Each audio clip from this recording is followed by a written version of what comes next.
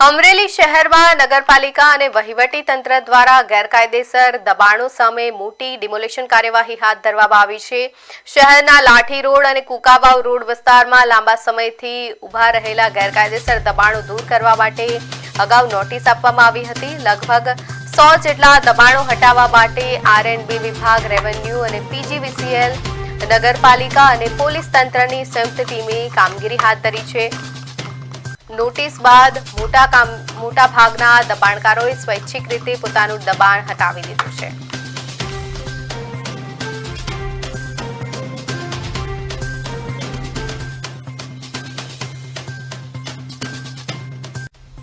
અમરેલીના સેન્ટર પોઈન્ટથી રૂપમ ટોકીજના ઢાળથી લઈ અને ગઢની રાંગ સુધી અને ફરી વખત સેન્ટર પોઈન્ટથી લઈ અને લાઠી રોડ ઉપર બાયપાસ સુધીના જે તમામ આજુબાજુના વિસ્તારો છે એમાં દબાણદારો દ્વારા જે દબાણ કરવામાં આવેલ છે અને નગરપાલિકા અને રોડ એન્ડ બિલ્ડિંગ દ્વારા સંયુક્ત રીતે નોટિસ આપી અને હટાવવા માટે જાણ કરવામાં આવેલી હતી।